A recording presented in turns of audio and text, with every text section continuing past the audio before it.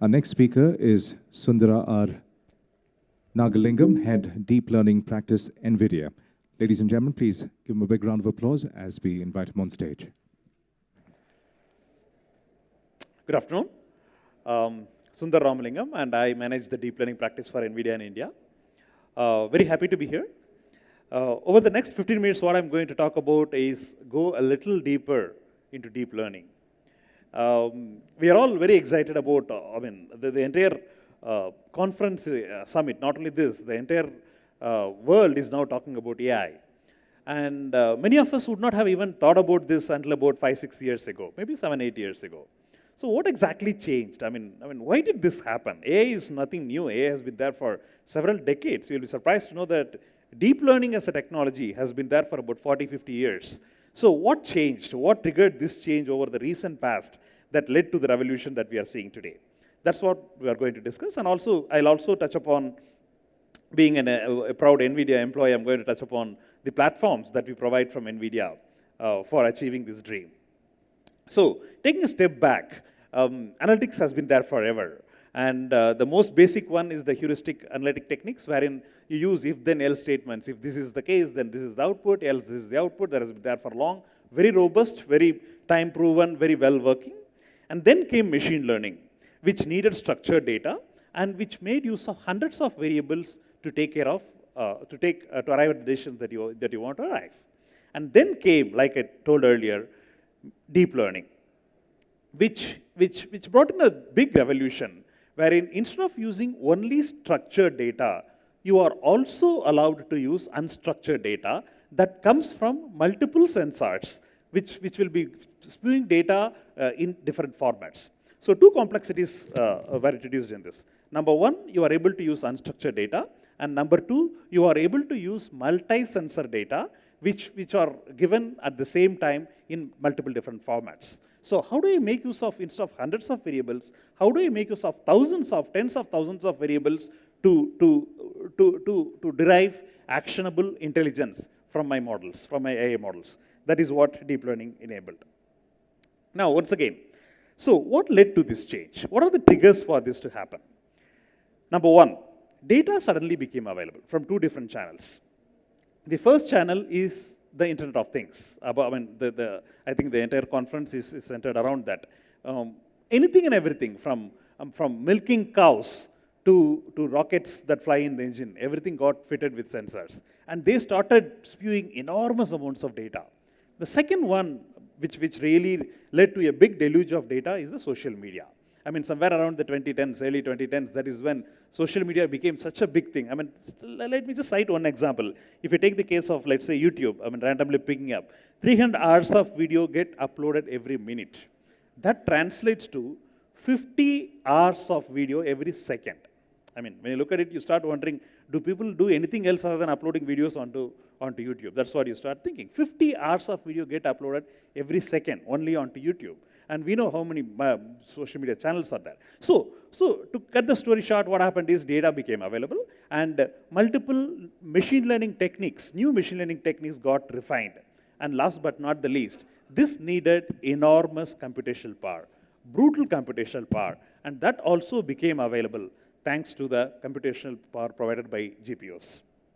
Now, so what's special about these GPUs? Some of you might be familiar with this chart, whatever you are seeing on the screen today. So the blue line represents the typical Moore's law. People who are in this industry would know that, wherein, as per Moore's law, the computational power gets doubled, almost doubled every year, and that is achieved by infusing by increasing the number of transistors that go into the die. Assuming the die, the chip's real estate is fixed. How do I increase the computational power? By increasing the number of transistors. I pack more and more transistors, obviously the computational power keeps on increasing. But then there has to be a plateau, right? You cannot, whatever might be the increase in technology, there has to be a threshold beyond which you are not able to increase the number of transistors that go into your die. And that is what you see that the computational power started plateauing. But the computational needs are increasing, like what we discussed earlier. So how do I handle this challenge? That is when the help provided by accelerated computing techniques, wherein you take a large problem, a very large problem, and break it down into a large number of small problems. Okay? A large problem is broken down into a very large number of small problems, and each of these problems are run in parallel instead of running them serially, and that led to the birth of accelerated computing that really increased the speed at which computational power became available, and that is the path that is provided by GPU computing. And that started addressing a lot of common world problems like your medical imaging, weather simulation, new materials generation, last but not the least, self-driving cars. Self-driving cars, we're all so excited about self-driving cars. I mean, it is a reality thanks to deep learning. No deep learning, no self-driving cars today. Okay? So that is what led to the rebirth of deep learning, and hence the accelerated computing provided by GPUs. And how it works is actually very simple. So when you are handling with problems that are amenable for parallelization, okay? When I say parallelization, what I mean is you take the large problem and are able to, there is a way of breaking down into logical small threads and run them in parallel. Tens of thousands of threads run in parallel. That is what is parallel computation. And that is possible, and when your problems are amenable for parallelization, that is when GPUs come into play. And luckily, deep learning is the most embarrassingly parallel problem that the world has seen today, because it basically is tensor multiplication, which is matrix multiplication in the third dimension, attaching large number of hyperparameters to it. And so, since it is so much amenable for parallelization, it led to the rebirth of deep learning thanks to the computational power that is provided by GPUs. That sort of sets the stage as to, I mean, why are we seeing this over the past few years, about what happened over the past few years. Now, this is, I mean, we know that this is common knowledge today. It has taken over every walk of our life. Be it the recommendation engines that are served to you, or translation services, as I am delivering my talk in English, if you want to hear it in Hindi or Mandarin or Spanish or any other exotic language, that is possible to do today thanks to deep learning. Medicine, big area, medicine biology, big area on which is having a big impact. Media and entertainment, and security and defense, all the smart cities that we are talking about today, I mean, may not be that applicable here in India, but then the smart city projects that are happening today, the real smart city projects all over the world, that all is possible thanks to deep learning. Last but not the least, autonomous machines. Okay? The epitome of deep learning is autonomous machines. Okay? Autonomous machines would not have been possible without deep learning once again. Because, I mean, if I ask you, I mean, what did you do when you drove from your office to this place today? You'd say that, hey, I just drove. But that's not the case.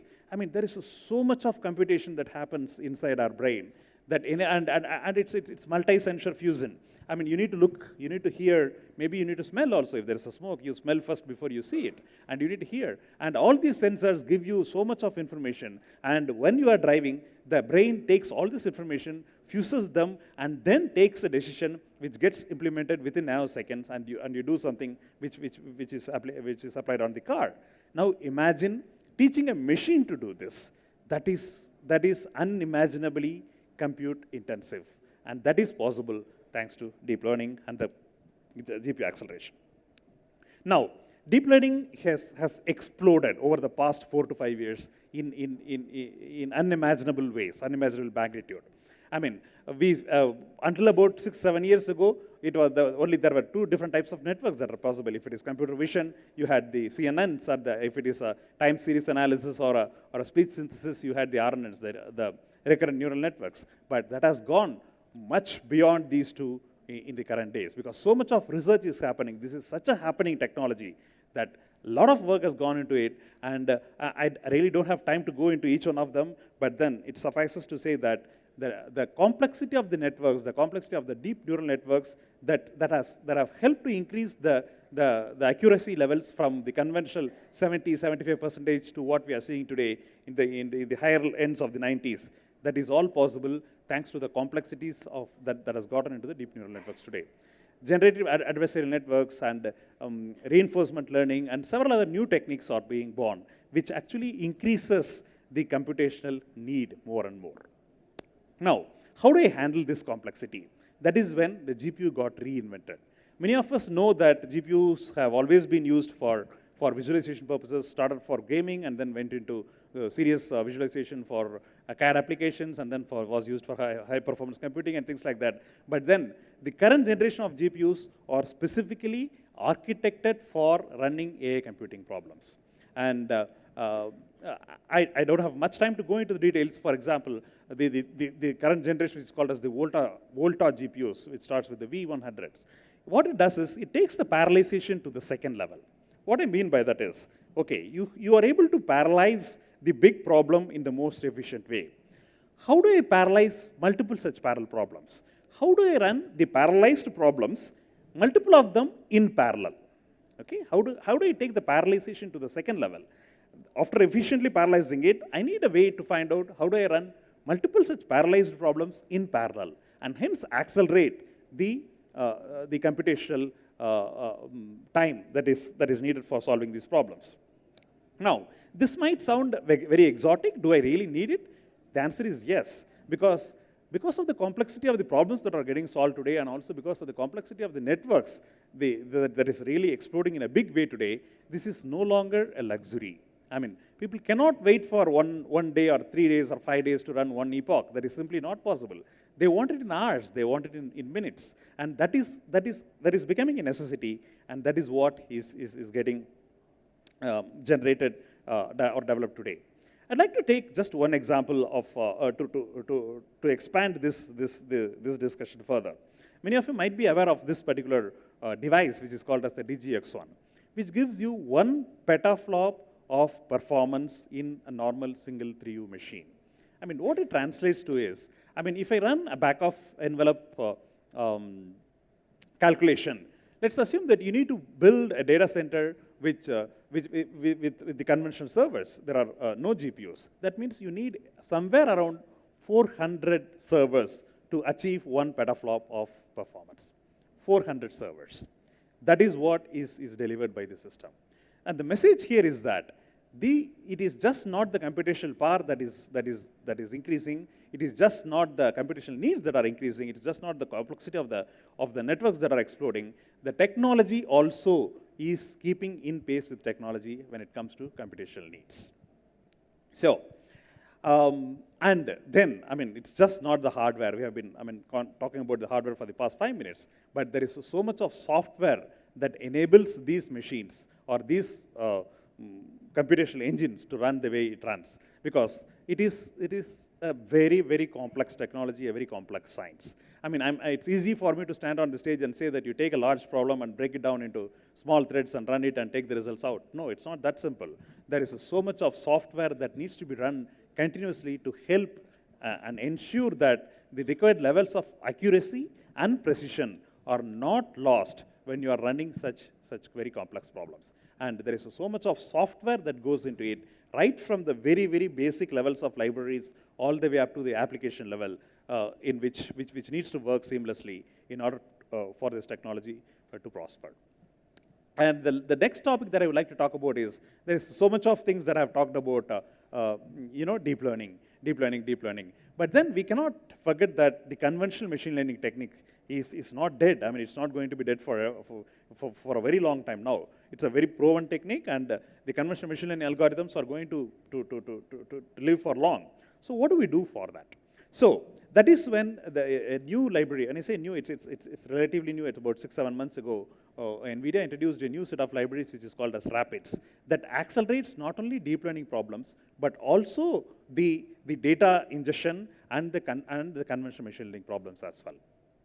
So we know that data preparation, there are 2 different streams in any data science workflow. The first one is the data preparation, wherein there is so much of data that resides in a data lake. And today it is so complex that it is not that you remove noise from data, but what you end up doing is you're trying to remove data from noise. I mean, that is what is happening today. So data preparation is a very, very important part. And once that has been done, you need to run your machine learning algorithms. When I say machine learning, the conventional machine learning algorithms. Now, how do I accelerate this entire workflow from data preparation, defining my data frames, and extracting the data in the way I want it, run the conventional machine learning algorithms, and more importantly, once these complex algorithms are run, I want to visualize the results. Okay? I want to visualize, say for example, if I need to have a real-time visualization of a machine learning output, how do I do that? Because it keeps changing. When you are using streaming data, it keeps changing. So all that is possible thanks to the new developments in this particular technology. The example that you're seeing here is something it's from a healthcare example, wherein data comes from multiple sources at a given point in time.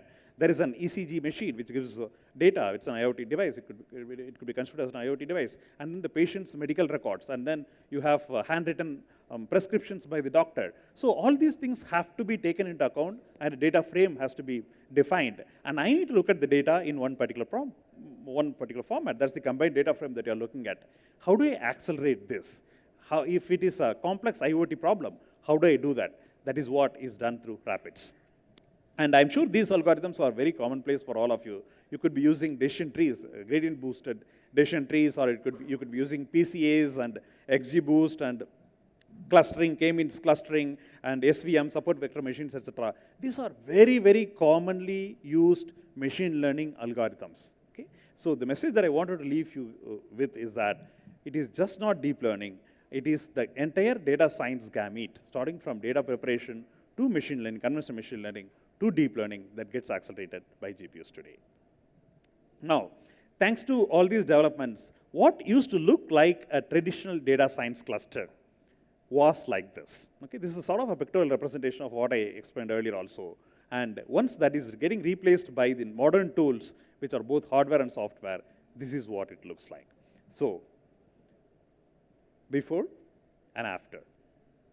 Okay, so a lot of things have happened. And this is my last point, is that I'm sure all of you, as I mentioned earlier, deep learning, the epitome of deep learning is autonomous machines. And if you have to use the conventional control systems and you have to build an autonomous car, this is how it's going to look like. Okay? Using the conventional control systems, if I have to run an autonomous vehicle, this is how it's going to look like. This is now getting replaced by something like this. Okay? So it's a great science, and I really feel fortunate that this generation, whatever is here, this particular audience, we all are really fortunate to not only be part of this technology, to witness this technology, but in some way or other, in whatever work we do, we are also contributing to this particular technology. Okay? So thanks again for this opportunity, and not sure if I have time for a couple of questions. Any questions? Yeah. We could probably take one question, ladies and gentlemen. If you have one, please put your hand up. We'll make sure a mic reaches you.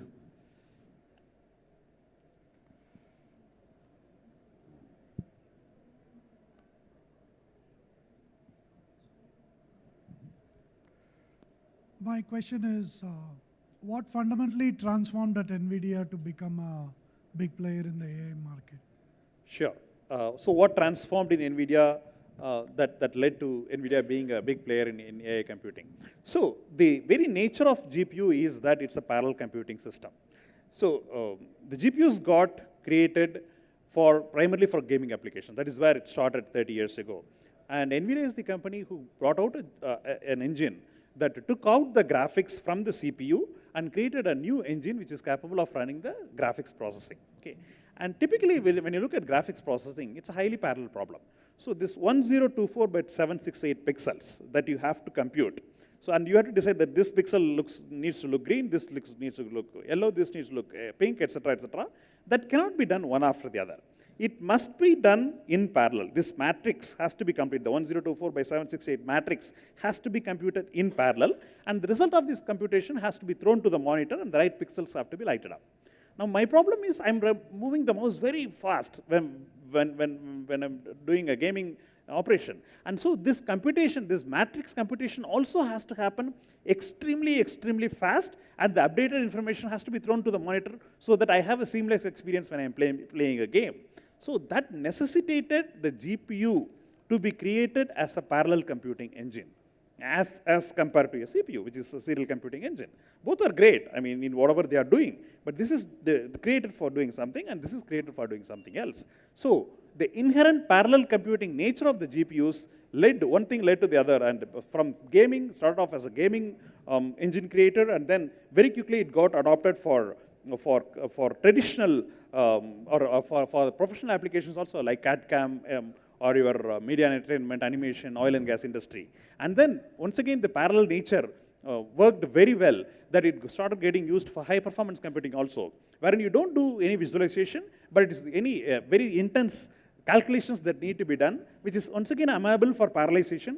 GPUs got used. And when this deep learning revolution came, like I mentioned earlier, deep learning is an embarrassingly parallel problem, because if you break down the deep learning to the last nuts and bolts, it is nothing but matrix multiplication. And all engineers will know that matrix multiplication in the third dimension, tensor multiplication, is a problem which can be done in parallel very easily. You take one row, multiple columns, second row, multiple columns, etc., etc. So the definition of deep learning fitted extremely well into the paradigm of parallel computing, and that led to NVIDIA becoming a AI computing company.